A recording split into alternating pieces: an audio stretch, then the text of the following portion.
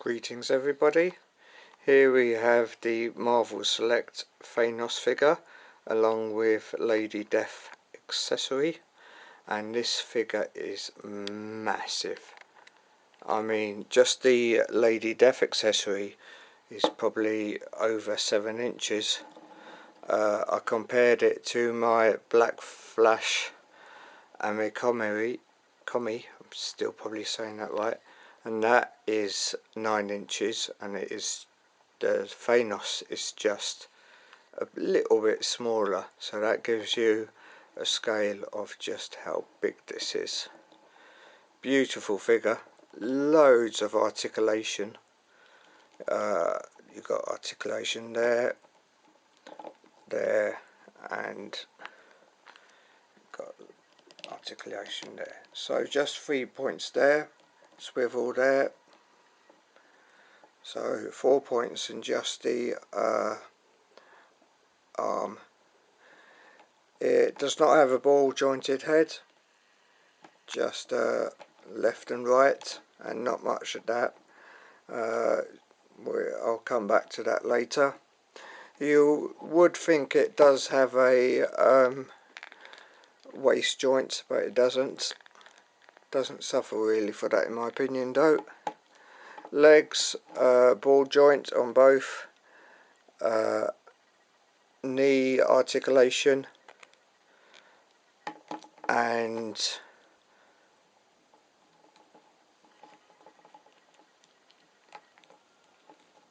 articulation there as well, as you can see.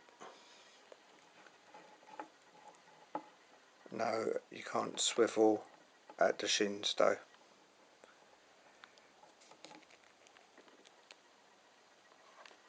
I'll get a close-up of the face.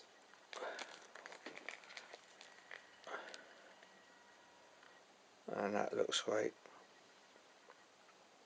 I would have liked to, well no, looking at the picture, the eyes are I think the right size. I was going to say they could have been a bit whiter.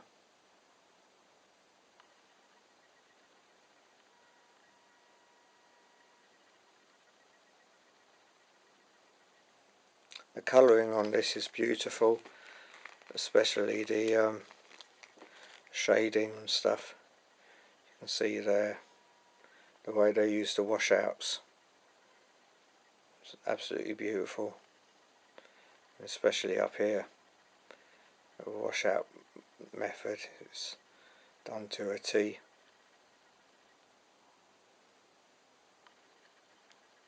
Beautiful colours.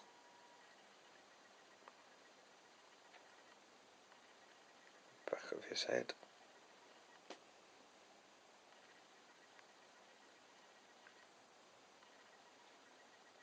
And if you haven't seen in one of my previous videos, I got the creator to sign it on his foot, as I didn't want to leave it mint in box, because the Marvel Select mint packaging is just a pain in the arse in my opinion.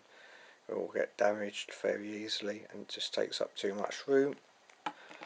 He does come with his, of course, the Infinity Gauntlet, but I'm finding it very hard to change hands, and because I'm away from home, I do not have a hair dryer. I was going to say hand dryer, so I do not want to risk breaking it, so unfortunately I cannot change it at the moment. He also comes, of course, with Lady Death. Lovely figure here. No articulation, but of course most Marvel Select figures come with either a very detailed base or some sort of accessory, like the Punisher came with the pinball machine with the thug thrown through it. And this has a nice trick. You can take off a face and you've got the real Death underneath. I wonder which one Thanos finds more attractive. The one thing I find this interesting is there's absolutely no hand there. I know that death is basically just a shroud, but it would have been nice if they did have some sort of skeletal hand just poking out of there. But costs and all. I did just find on the back here there is a mark. It does seem to be a lump though, so I'm wondering if it maybe is glue. Trying to get out of the shadow so you can see it properly. Camera's the shadow though.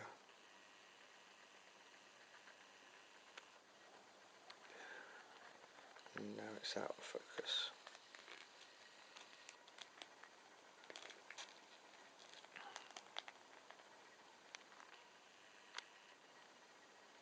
There we go. So I think that may be glue or just maybe a lump of plastic. So that's unfortunate.